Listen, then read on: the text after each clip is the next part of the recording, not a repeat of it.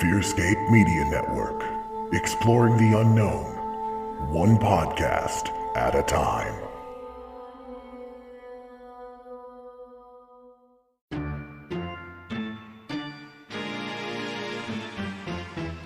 Support for the Fearscape Media Network is brought to you by Manscaped, the best in men's below-the-waist grooming champions of the world.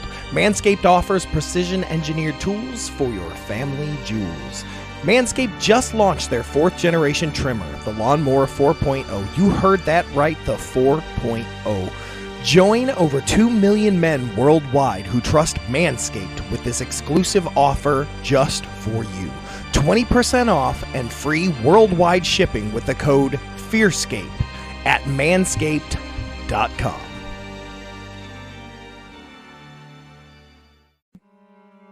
Hi, do you enjoy diving into true crime and tales of the paranormal? Then join us. I'm Anna. And I'm Lindsay on our podcast, Ghosts in the Attic, Bodies in the Basement, a Fearscape Media Network podcast. New episodes air every other Friday on wherever you listen to your podcasts.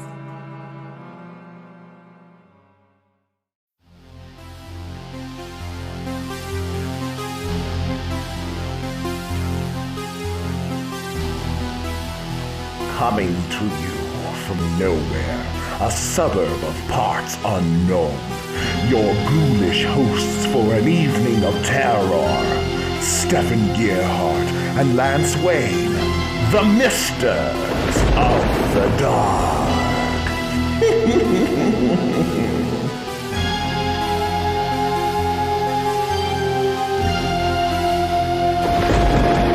Good evening, dear friends. Welcome to another terrifying episode of Misters of the Dark, the greatest horror podcast in the history of horror podcasting. As always, we are beaming directly to you from nowhere, a suburb of parts unknown. I'm your head mister, Lord Stefan Gearhart, and action! And I'm your co-mister, the man with no name, Lance Wayne. Looks down at hands. Aha! 10! 10 fingers. I will count them. 1, 2, 3, 4, 5, 6, 7, 8, 9, 10, 11. Says in shock. No, this cannot be! An extra appendage! Be gone, demonic digit! Get! Stefan! Cut! Oh, what now? Stupid! You're stupid, Lance! I hardly expect someone of your low IQ to appreciate a film that will destroy the norms of conventional cinema. I hardly expect a movie about an evil finger that goes around gagging people to death to be destroying the norms of conventional cinema, Stefan. Spoken like a true normie.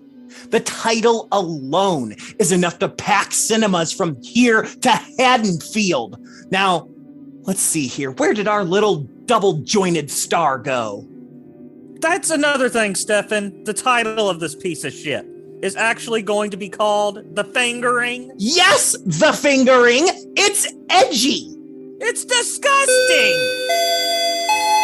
You have Who could that be? I swear, everyone is trying to destroy my masterpiece. My own brother, even. My disappearing prima donna of a star.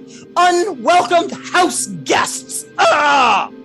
Those are actually my guests, Stefan. I thought with all the trouble you're having trying to piece together this monstrosity, you might as well get a little advice from some experts.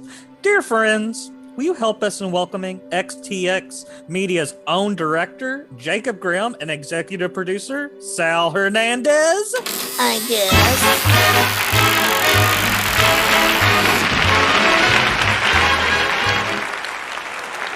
Hello!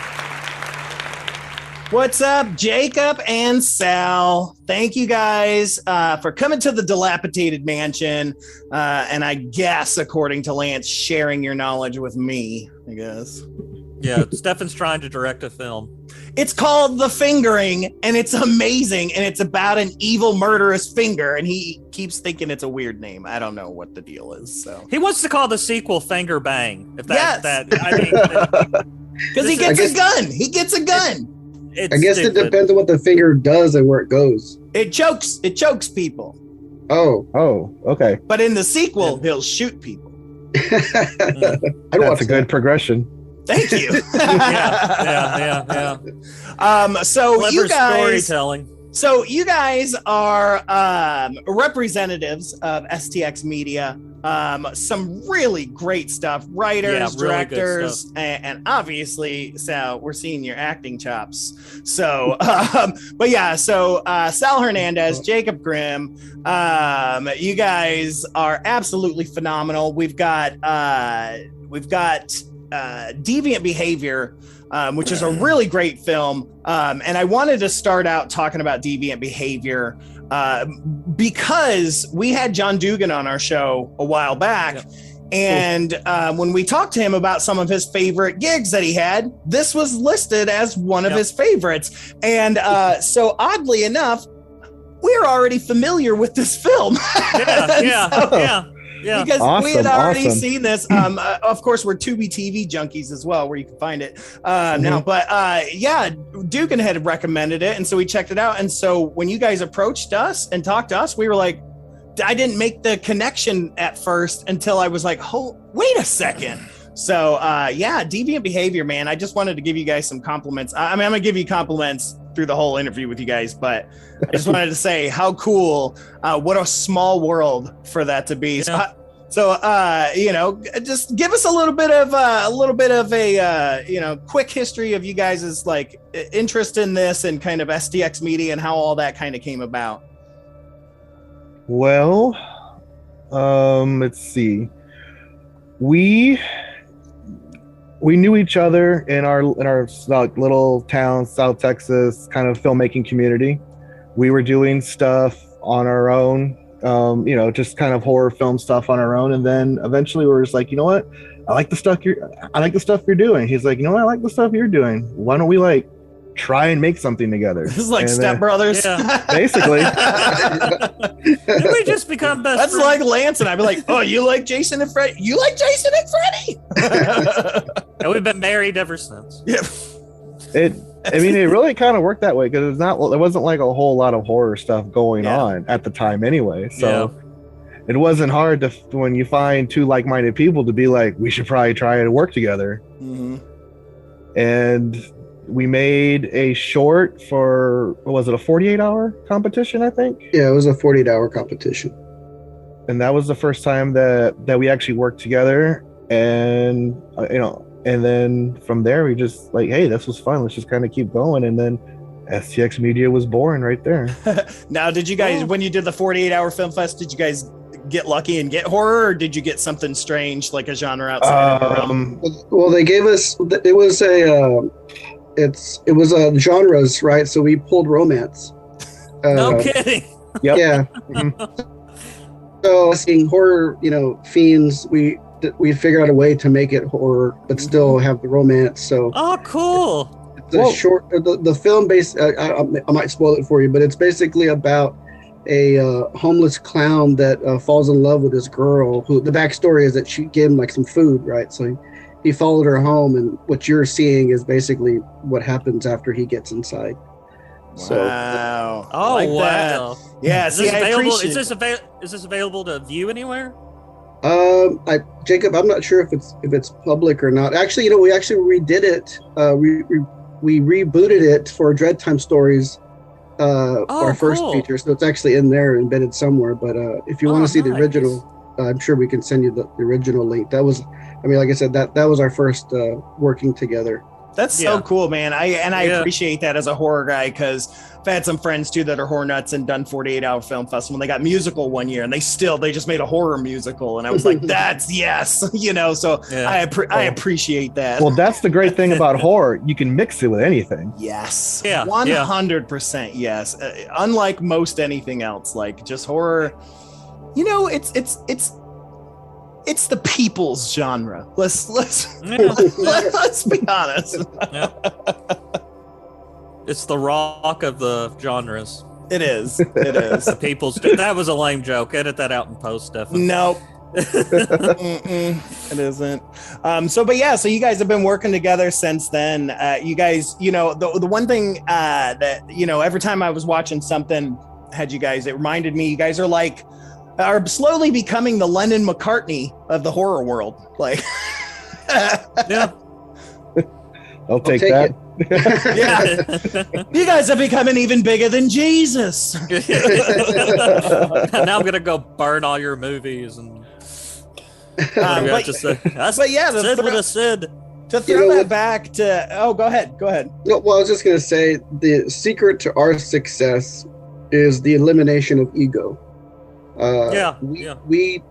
We don't let our critiques or disagreements, hurt the project. Right. I consider myself more of the business side of it, and really, like, everything you're seeing on screen is mostly what comes out of Jacob's brain, Yeah. So and of course I have my input in different stuff, whether it's the writing or a particular shot, that I make him do or can't make him do. But it's a good mix, but whenever I impose something or he imposes something, we may not like it necessarily, but eventually it kind of just becomes part of the project. And we both know that no matter what we're doing, it's for the audience. It's for the viewer, because if I had my way, it would be, shock and gore all the time.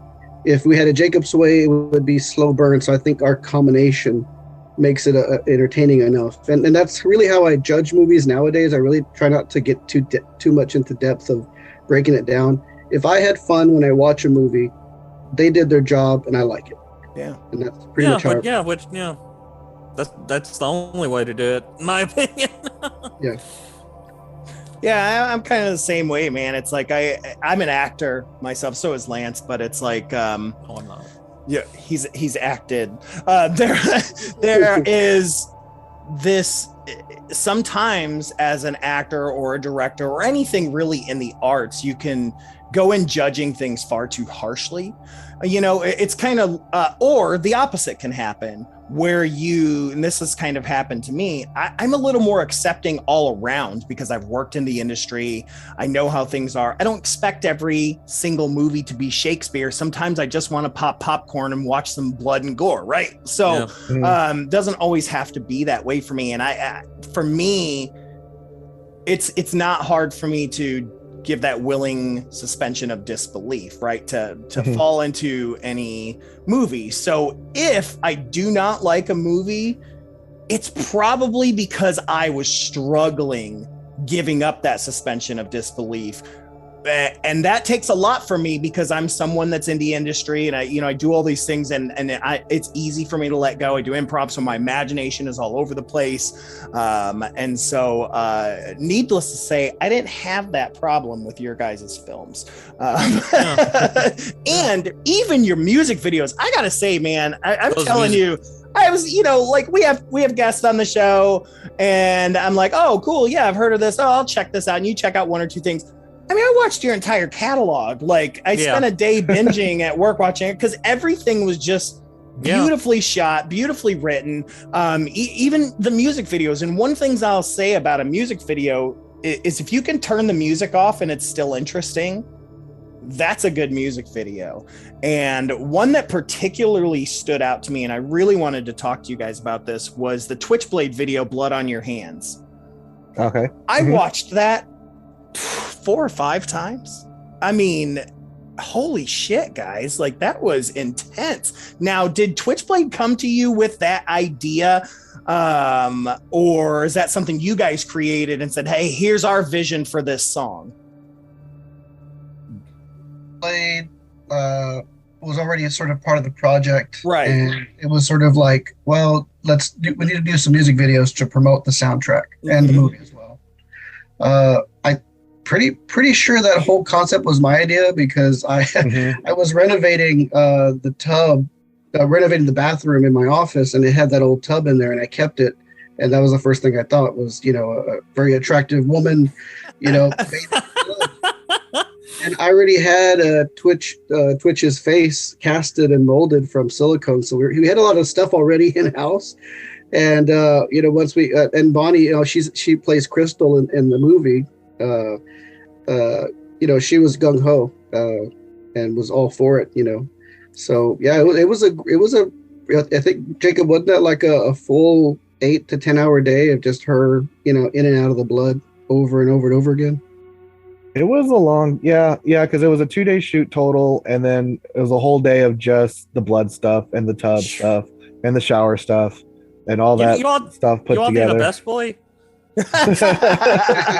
or a grip or anything? I would love that. That's my dream job. Well, yes. I mean, it was extremely sexy, and there's no lie there. But, again, that's not even what drew me in. I mean, it's just beautiful. On that video, like Sal was saying, the concept of like the blood and the girl in the tub and all that was the original concept. And then when we were really getting serious about making, like, okay, we're gonna make these music videos to promote this soundtrack. We're gonna make one for every song on the soundtrack, right? Which I thought was cool. So when we really kind of got into it, when it came time to kind of start talking about what was the performance side going to be, because I mean, yeah, it would have been cool to see, but I don't know if you could sustain a whole video of just a girl in the bathtub the whole time. So we were trying to figure out what the performance was, and I think we pitched that look.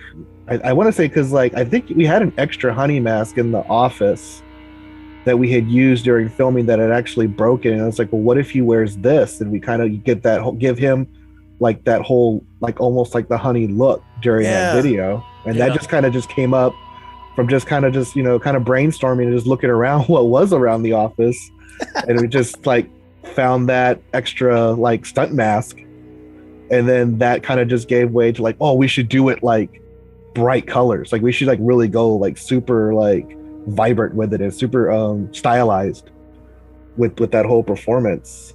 And then I guess one thing just led to another, and that was how it came out. I loved it, man. You reminded me of like Alice Cooper meets Phantom of the Opera. Like it was just just incredible, crazy concept. And this brings me to here you are saying, oh, we still had this cast of the face, blah blah. I'm like, that thing looked meaty as hell. I'm like, if there's one thing I really want to give you guys credit for is your special effects. Like, I love old school effects. My brother's best friend's sister was a special effects artist in Hollywood during the 80s, the heyday of horror. She did a lot of those movies, and so I learned about that stuff early on, so I love it. But I look like some baloney, like, oh God, it was good. Shut up, Stefan. Jeez. That's so good. That's all Sal. He is our makeup guru. So you guys, man, you guys do everything, man. I'm telling you, your guys' stuff looks like you've got a 500 to 1,000 person crew doing all this stuff. That's one thing that's really got me with your your all's stuff was just like the high quality. Like the cinematography and everything is brilliant. It doesn't look, I'm not that I'm trying to knock indie people. That's where all the best stuff comes from nowadays. But it almost looks like studio. Like you all got studio backing. Just the way everything's shot and everything. Well, thank you.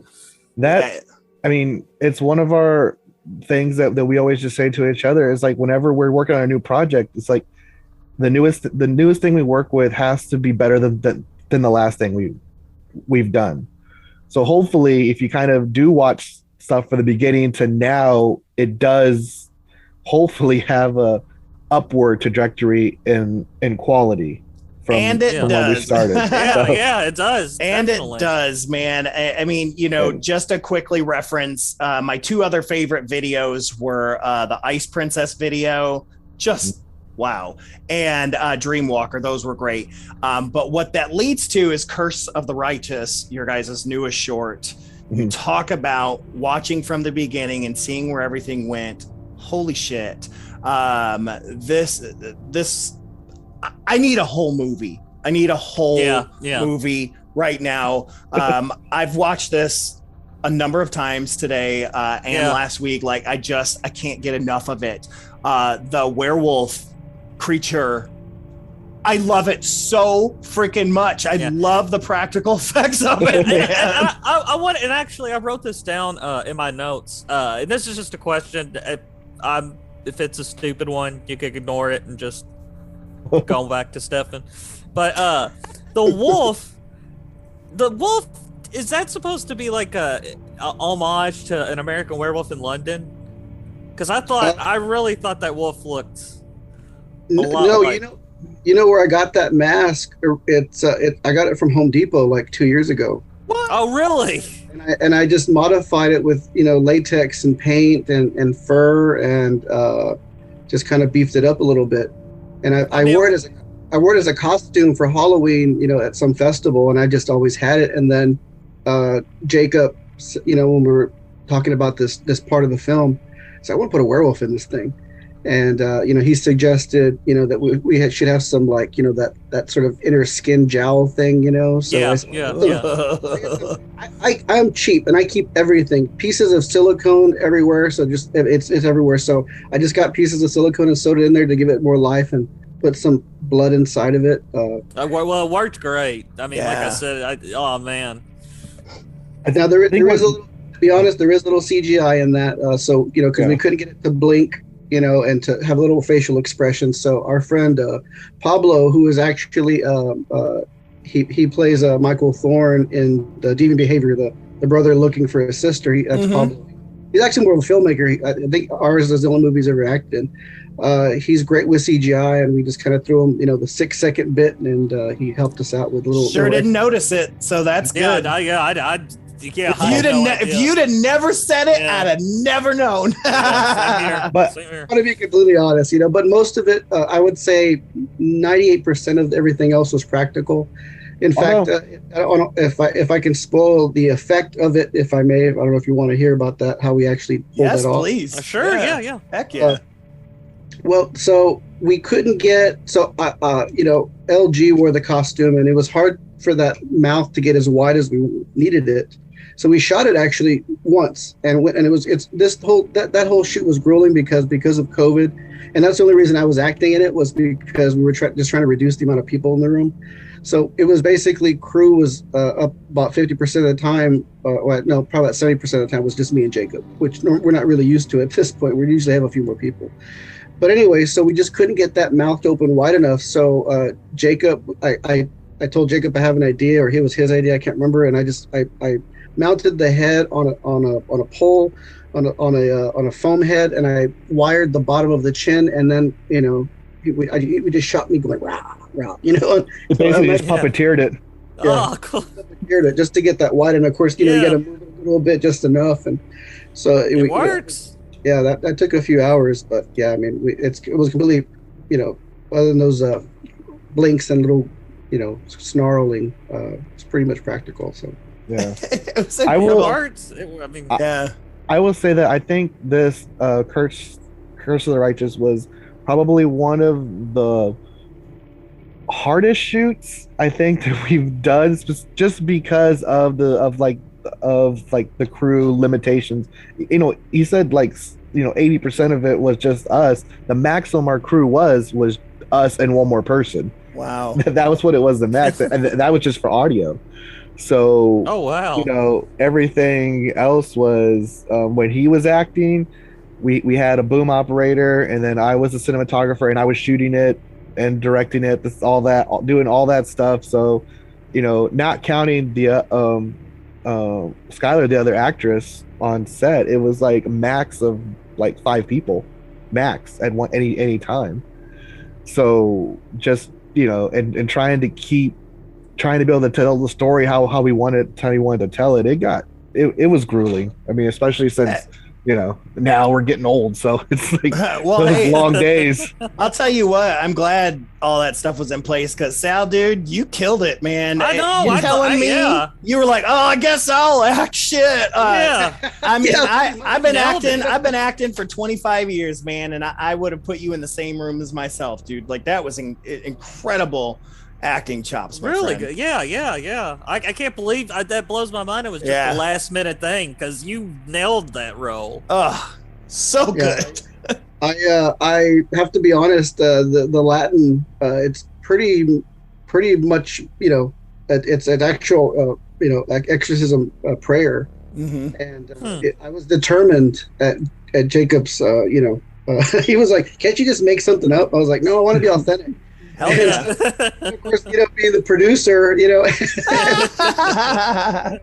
but I'm glad we did it. I mean, that was kind of grueling, but eventually by the end of the shoot, I knew the Latin, and I was pretty much pronouncing it, pretty much on point.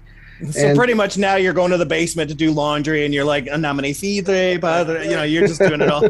Right. and that was another thing too, was the Italian accent. I didn't want to sound like Mario, so it was very difficult. But then it was like a true Italian accent to most, I would say, Americans, they wouldn't pick up and say, "Oh, that's an Italian accent." Mm-hmm. It's got a very distinct sound to it. Again, as an actor, man, and I took 4 years of Italian in college, and our teacher was an Italian guy. He spoke no English, so that was interesting.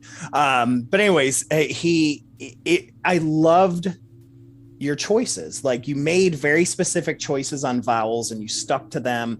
It wasn't like a lot of actor choices it'll get thrown out the window. So on a similar vowel, they're saying it differently. Stuff like that stands out to me, and it stood out to me, man. Like, had I watched this, to be honest with you, had I watched this and not known it was you and known where you're from and all that stuff, I might have been like, man, they got a legit guy. So it's impressive, man. And you definitely should be prideful in that, because that was just, man, I'm telling you, I will, if you guys make this a full-length movie, I will buy 100 copies. It's we were joking because we last month our network that we're a part of did a big crossover event for Slender Man, and so since we're the horror guys, we had to cover the awful Slender Man movie from 2018. Have either of you seen that hunk of shit? I have not had a chance to. I have not seen it. Don't worry about it. Don't worry about it. Don't. And it's not even like a cheap B movie. This was a first run Hollywood movie. Yeah. It's god awful. Though the spider scene is cool. Other than that, it's god awful. But anyways, we're watching your guys' short, and at the very end, that demon comes up, and Lance is like, I wish that would have been Slender Man, because that would have been better. The design of Slender Man in that. This isn't about that fucking shitty movie. We did a whole episode on it. It's so bad. Whole episode. It's so bad, and not in the good way that good culty horror can be. This is just not a good movie. I think I even went on a rant. Just listen to the episode. It drove you to drink. Yeah. Well, that doesn't take much to do that anymore. So with Curse of the Righteous, where'd this idea come from, or is it just hey, I've always wanted to do a possession thing? I think it just started off as just like it really kind of started off, I think, with just the idea of that scene, of just that kind of like Sal was saying he wanted to do like a religious horror things, and he'd been wanting to do that, like kind of like this kind of like monster hunter priest kind of idea. Yeah. So he just told me that, and I was like, okay, cool, yes, I'm down. That sounds good. And then I think when we first starting it, I think I just kind of took that kind of idea, and I just kind of quickly wrote out kind of like a first draft treatment, and then I sent it to him, and then we just started just kicking it back and forth, and then he wrote like a full draft of the script, and then we just kind of honed that down. But yeah, he had Sal been wanting to do like a monster hunter priest idea. I mean, I grew up Catholic, so I'm not Catholic anymore, but I am obsessed with any religious horror, dude. Like, so all about it. And do you guys watch What We Do in the Shadows? Yes. Yeah. Yep. I'm obsessed with that show. I love it. Yep. And the movie, of course. But that's when watching this, Sal, I was like, that's Guillermo when he's grown up. he goes full into this, becomes a priest, because you had that kind of same feeling like how Guillermo does. Like, you're like, I trust this guy no matter what, but then you're kind of surprised at what he can do. And that's how you played this priest as well. Because you're like, when you're watching it at first, you're like, what's this priest gonna do? What's he okay, yep, all right. And that's why I liked it so much, is I like the everyman, you know, like, yeah. So for so long, especially like late 90s, early 2000s, it was all about just pretty college students, guys and gals. Like, those were the only people that could do. We had kind of lost that art of the every man, every woman.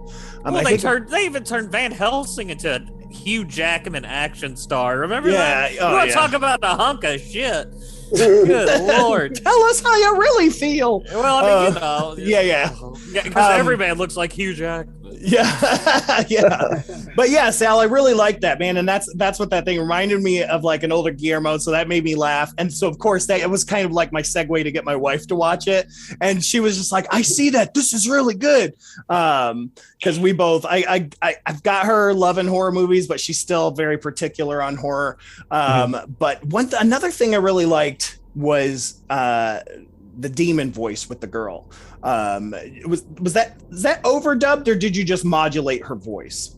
That was all her. It was just post processing on it. Man, it was good. It was so good. Yeah.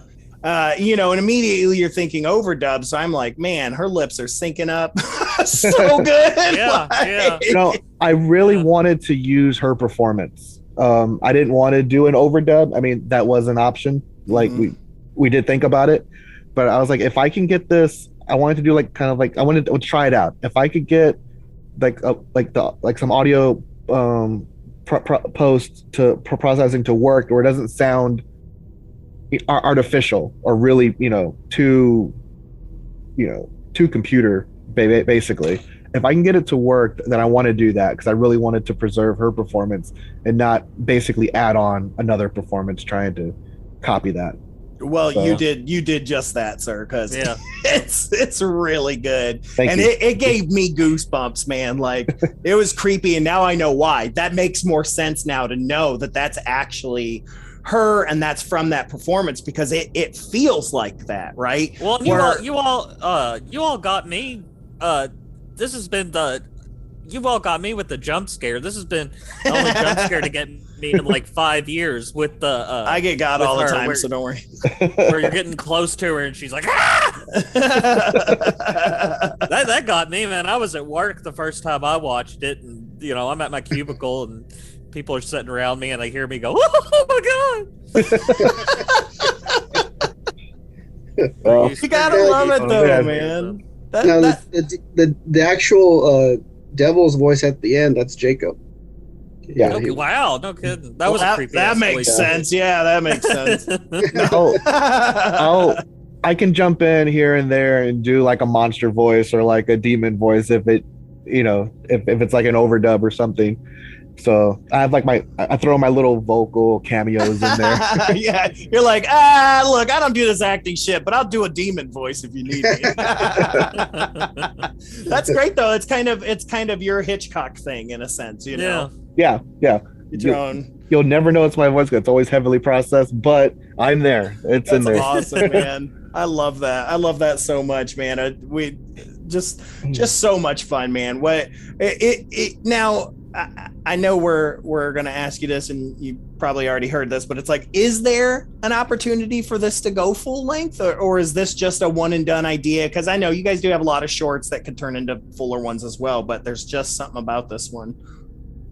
I think maybe, yeah. It always, I mean, every time we always kind of think of a short, we always kind of think of, could this be a feature, and where would the feature kind of go? Just for the possibilities of, you never know what can happen, but or even another longer vignette, like another Dreadtime Stories, right? Like, see a longer vignette of this, and maybe like a 15-20 minute I mean, I want to watch more of this. I don't know how y'all feel about this. I'd like to see it as an ongoing series. Oh yeah, like, I'd watch a little, that too. I mean, you all you have to do is like a little 8-minute. Then I'd binge watch the hell out of them. I mean, he is a little later in life, so he's probably had lots of adventures to. Yeah, prequel. Yep, you get the guy to play Guillermo, and he can do the prequel. He leaves a vampire nest. Yeah, I mean, just about every short that we've had, like I said, like even our first short we ended up putting it in our feature film, and there's always ways to expand the universe beyond the short film. Yeah, I mean, yours is really the true outsider opinions that I think I've heard. Obviously we've shown to friends and got some compliments and stuff like that. But I'm really excited to hear that you really enjoyed it, and that you appreciate some of those extra little spices that we put in there, and it gets me kind of excited to maybe consider a longer version. Yeah, definitely. And I hope you guys are shopping this around. I mean, like I said, I've watched every video, and there's nothing I disliked, and so that's a huge compliment from me, because I could be an asshole. So you can. But to be one, you are one. But some of these things, man, I mean, just I feel like this short should be winning awards right now in festivals. Have you all taken it on the festival route or anything like that? Yeah. Funny enough you mention it, Jacob. I'm going to tell him. Okay. So we were also, the motivation for this thing was we actually got emailed by Joe Bob Briggs.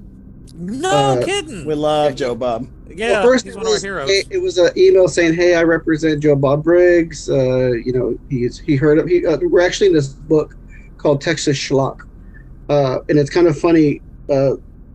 Whenever I'm going to sidebar here just a little bit about the book, the author said, "Hey, I heard about you guys, so I'm kind of curious about seeing some of your films and maybe putting in my book." Was it sure? So we sent him cool. Dreadtime Stories and Deviant Behavior.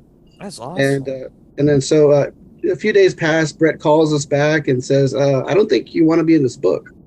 And we're like, producing schlock, you're actually doing pretty good for what you have. Oh man. I said, well, I don't want to tell you how to write your book, but maybe you have us at the end saying, and then there's these guys, so. Yeah, no kidding. Throw that out there, because I was like, I want to be in a book. So, of course. Yeah. You want to be in the book, so. Yeah. So he ended up putting us in there. So at the end, with I think another film group, he puts us at the end saying, like, and then they have these guys who are doing a lot with just very little. That's fantastic. Great. That is awesome. Joe Bob read the book. Heard it, and reached out to us. So someone said their representative reached out to us. So Jacob and I were actually working on another pitch for an investor at the time, and this email comes through, and we're both reading it. It's like, is this real? And so we Googled the email address, and sure enough, it's associated with Joe Bob's assistant. So then we because it was like, he wants to get a hold of you. How can he? So we sent him, our email and phone number and stuff. And right after that, he started emailing us directly and said, I'm doing this film festival in was it Pennsylvania? I think so. Yeah. So it'd be great to have. Yeah, it was the drive-in film festival or something. Yeah. He talked about it on his show the other night when I was watching. Yeah. So anyway, so that was also part of the motivation to make this. It's like, well, we got Deviant Behavior, but we'd like to do something new, to also submit to just show that rest, because we have great behavior, So we submitted it, and we waited, and then we get the rejection email. I was like, what the hell is all that about? What? Yeah, no shit. I think what happened was, he may have jumped the gun, and they eventually just sort of went through Film Freeway and had some other people kind of sort through the shorts and stuff. Mm-hmm. And only 10 shorts were being selected. There was only a 2-day kind of event, but it was like, oh well, whatever. But we still managed to test our new equipment out and hell yeah. And if there's only 10 shorts, dude, as well as I do, being in this biz, it is about who more than it is about what you make, man, and who you blow. Yeah. Well, that's No. you, Lance. I know, yeah. How do you think I'm on this podcast? You're welcome.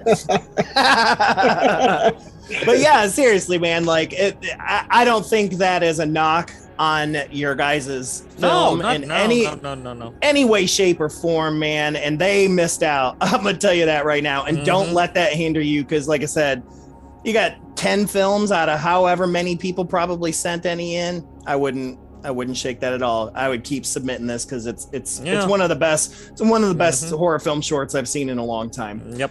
It's fantastic. It gives me the feels that I love from the 80s, because that practical effects are there. There's that hint of cultiness that I love, while at the same time, good scares, good dialogue, good acting, great shots. Lighting is incredible.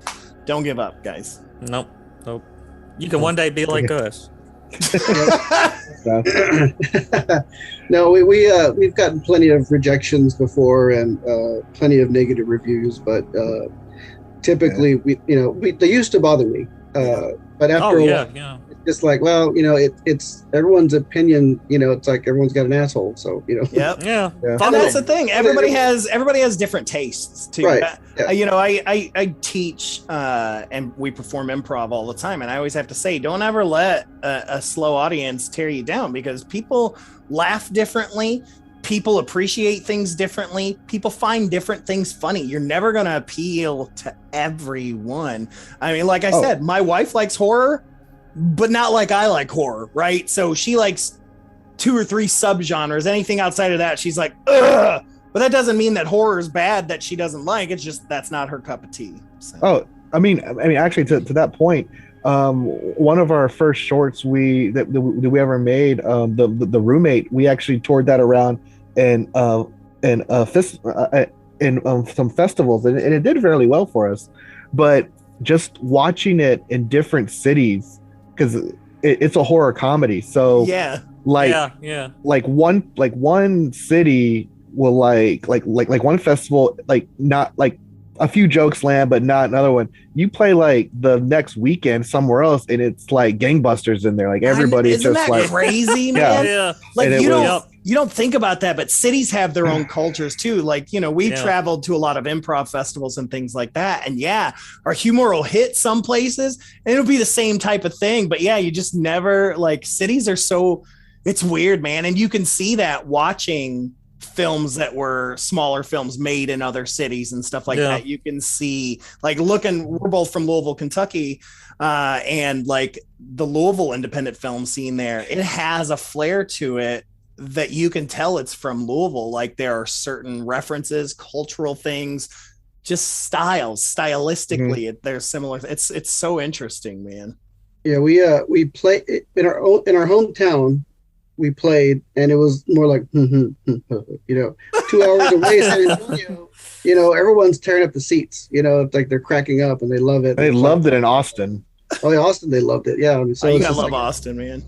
I guess people have a sense of humor 2 hours north. We had it all the time, man. My old improv troupe, same thing. We'd go up to Chicago. This is like 5.5. I mean, we would kill it up there, and we would come home, and we would have, like a smaller audience, or just this. We couldn't get an article done about us, but we would go out of town and have. It's just, you just never know. And so I'm glad that you get that experience. To know that people are fickle. Especially on the internet, people are ruder on the internet. So I've always said everybody's balls gets twice as big when they're sitting behind a fucking computer. It's so it's the truth. It God, is. It is very, very true, man. But yeah, man. So let's talk about your guys' inspirations, your heroes. Like, who are some directors and producers and stuff in the horror world that you guys have looked up to and not necessarily emulate, but have inspired you to do what you do? So you want to go first on that one? Sure. For me, it is Kim Hinkle, who wrote the Texas Chainsaw Massacre and produced it. Oh yeah. Because that particular movie was my favorite for business purposes. It was these college kids, who decided, let's shoot a movie. they raised some money and they just put on, in his words, this backyard film. Yeah. And it became it changed the American psyche. It's what, been almost 45 years, and it's still on the tip of people's tongue now that nothing can be said about the remake. It still messes me up, man. So it's just survived. It's in the what is it, the Museum of Modern Art, next to I think the actual film is next to Gone with the Wind. It's in film preservation. Yeah, exactly. So to me, he was sort of my horror hero. And funny enough, I actually got to meet him, I want to say maybe about 4 or 5 years ago, and we've stayed connected, and we're actually That's so cool. Oh, cool. Before COVID, we started working on a project together, so we're kind of... That's fantastic. Awesome. So then it had to be even cooler getting to work with Dugan, too. Like, what a great guy. Yeah. What a fantastic guy. Yeah, he's crazy. He was great, to work with, and that was one thing I always remembered. He said that if the script was shit, he wouldn't have done it. Yep. So that, so I was like, okay, cool. So it's good. It's good. He loved the character, and he actually turned that character into something I don't think either one of us thought. That's exactly what he told us too. He said the same thing, is that you guys allowed him to kind of grow that into something incredible, something that he was extremely proud of. I'm blowing sunshine up your ass on purpose, but I feel like he said it was one of his favorite roles that he had done. Like, he just absolutely loved doing that. I mean, I love hearing that. He had a great time when he was doing it. Like, the character as written on the page was way more of an asshole than kind of, just kind of like no really redeeming kind of of the character. But after, when he kind of like worked with it and stuff, and just watching him kind of develop the character on his own, and just like what he was bringing to it, it really did just kind of change it all around into this different type of character who you would believe would be like, okay, you know what? Yeah, I may be kind of a jerk, but I'm going to help you right now. You know what I mean? And actually kind of mean it. And it sounds like he did. He completely changed that character for the better, I think. I mean, I feel for the better than what was originally on the page for what kind of character he was.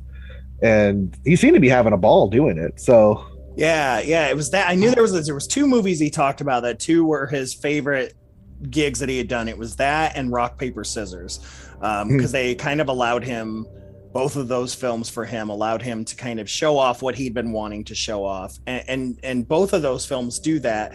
And they're those things where you're like, man, I think this dude could have had a better career if he'd have really been given a shot, like a real shot. He's a phenomenal actor that I don't think gets the credit he deserves, but I'm glad there's folks like you guys out there giving him some great script to work with. Yep.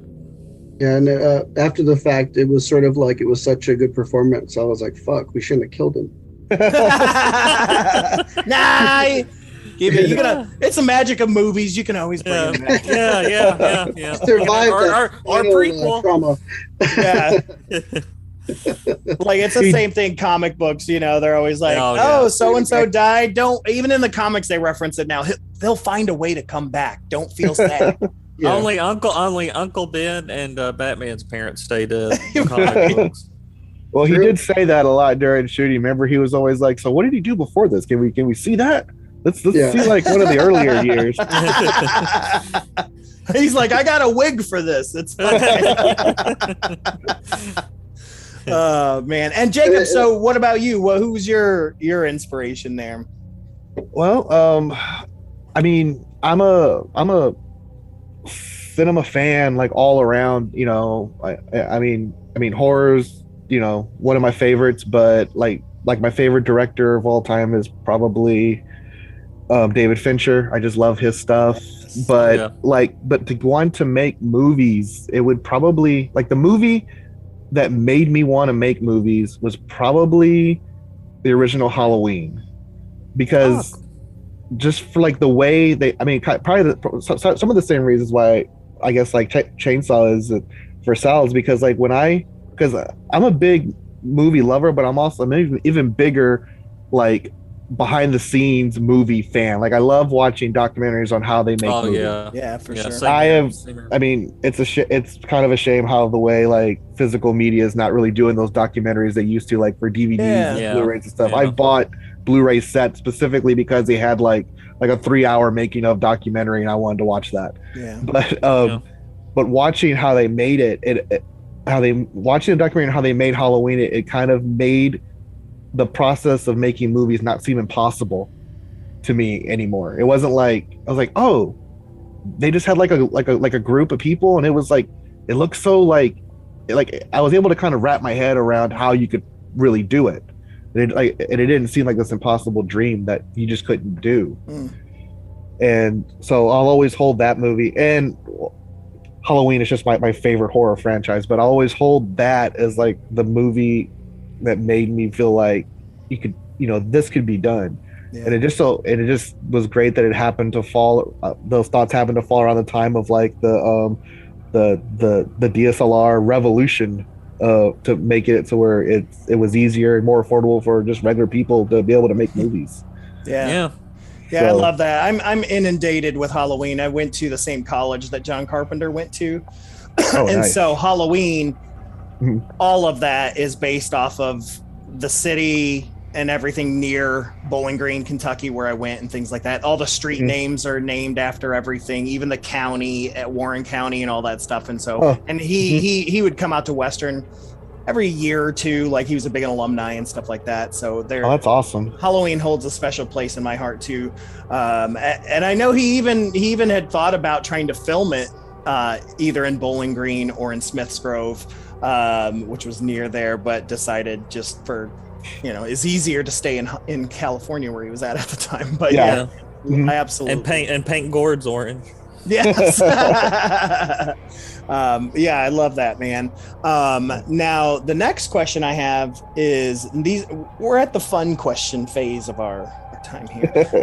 Is if you could take an existing property, and that could be any book or comic book or anything that hasn't been made into a film, and make it into a film yourself, what would you do? And I'm going to ask about after the fact, if there's a character that's already out there that's been written, would you like to? So, but is there like a particular book or comic or story or something that's out there that you've always wanted to make a film about? That's a good question. Let's see. Something that has never been made yet, huh? Yeah, I mean, I'm not strict, so. I mean, it's already been made and stuff, but I would not say no to getting a stab at one of the big, maybe 4 franchises. One of the ones that are a little down on the dumps right now. So maybe like, I don't know, maybe like a Hellraiser or something. I mean, even though they are bringing that back. I know. So, I was like, right now it's looking like Friday or Friday the 13th is kind of needing. Yeah. and Jason's stuck in court. So yeah, I'm surprised they have not tried to do something with Nightmare on Elm Street. I mean, I know it's the whole copyright thing, and the Craven family got it back, but yeah, like, come on, there's just so much stuff to mine there. But what I think's crazy about that is it's like, just like with Friday the 13th, they're stuck in all that legal mumble jumble, and but it's like we haven't seen any films in years, but they're always like coming out with new fucking t-shirts and action figures and stuff like that. They're keeping that brand alive. I don't get it though. Why can't we get all this crap but not any new movies? I don't know. You gotta.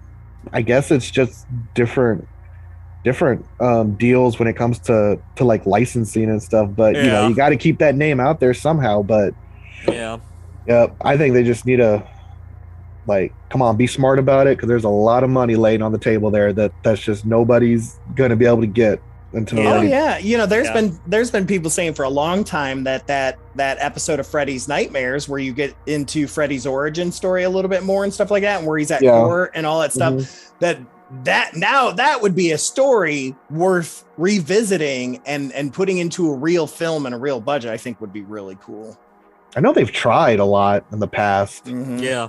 to do it. But yeah, no, that would be a definitely a way to go now. And you could use Robert Englund too. You could use Robert Englund for that too, like a prequel or whatever. Yeah, because he could be. Yeah, well, because Freddy is supposed to be old originally. Yeah. So yeah, I mean he's. Or you could just de-age him, play him like for they the do age. everybody else. Oh yeah, you could do that too. Princess Leia him. Yeah. Grand Moff Tarkin.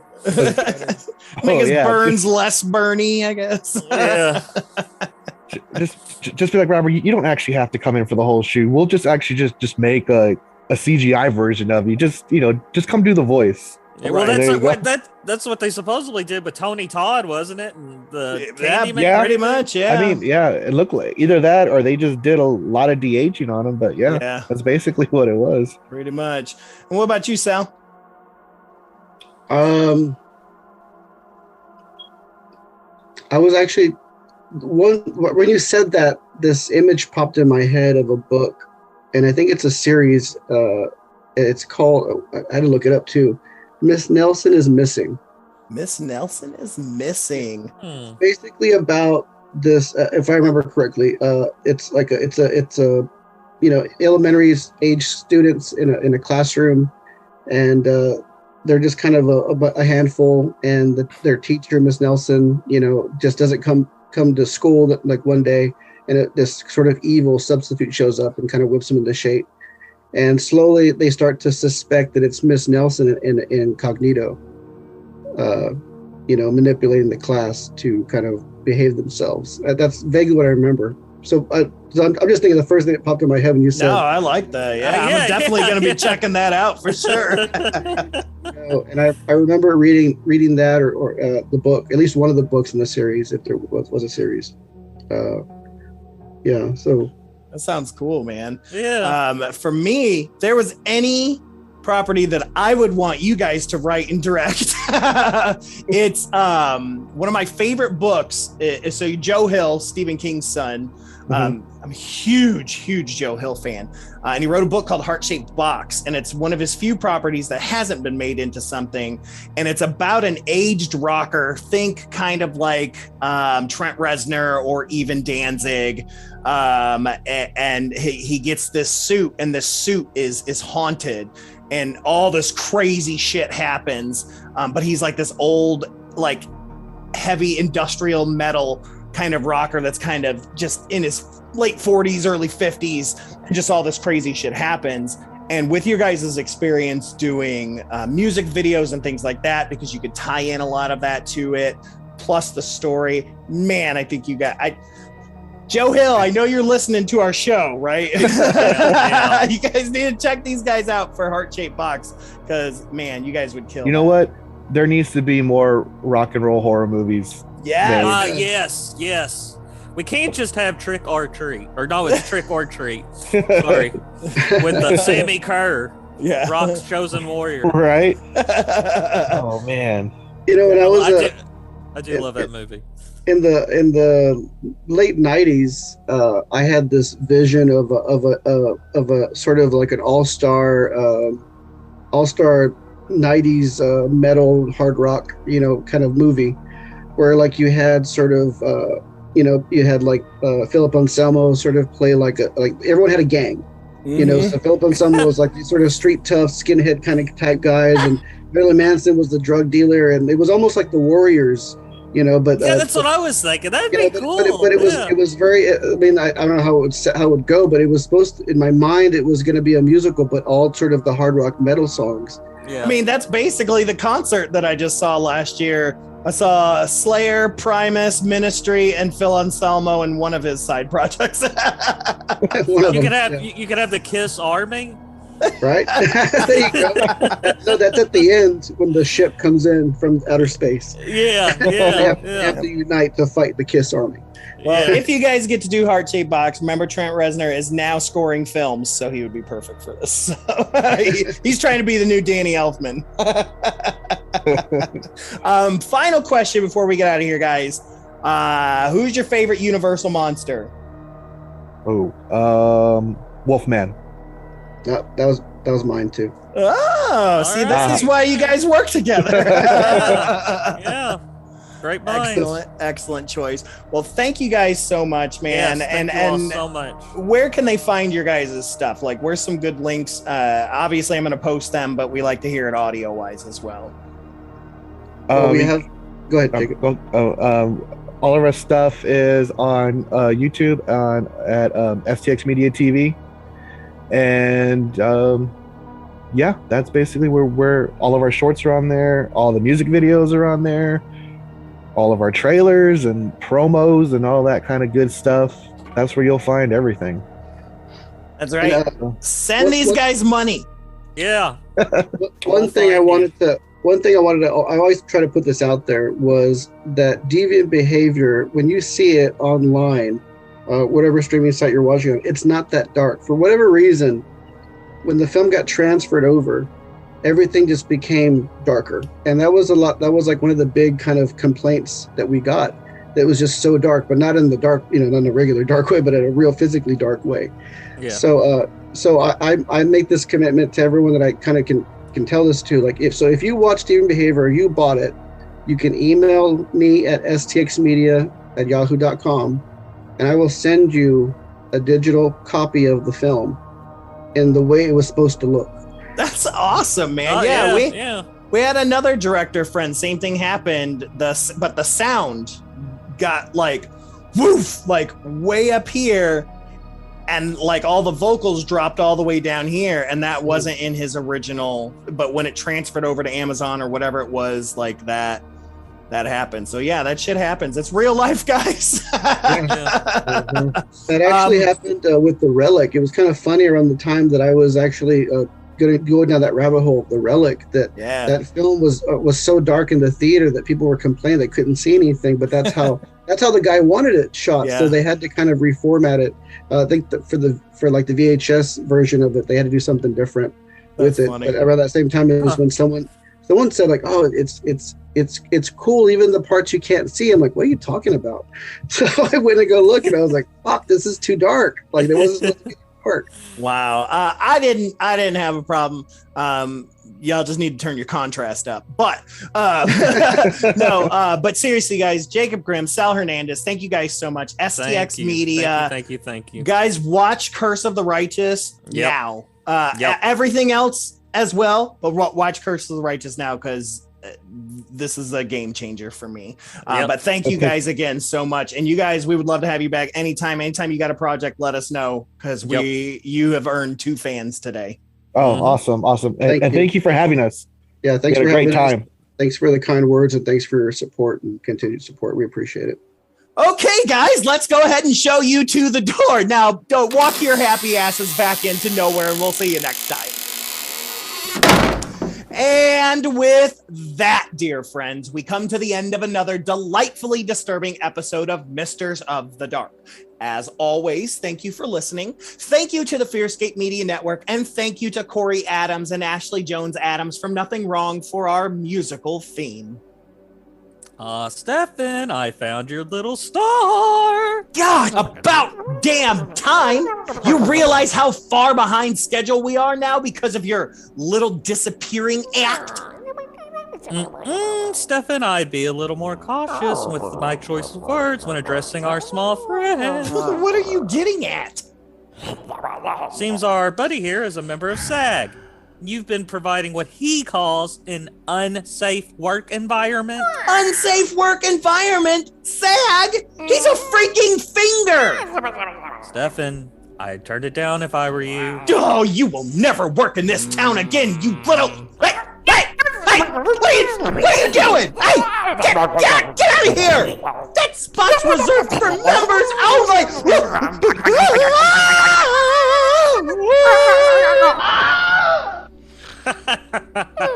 You were due for a checkup anyway. But before we go, dear friends, I'll leave you with this. Film is a battleground.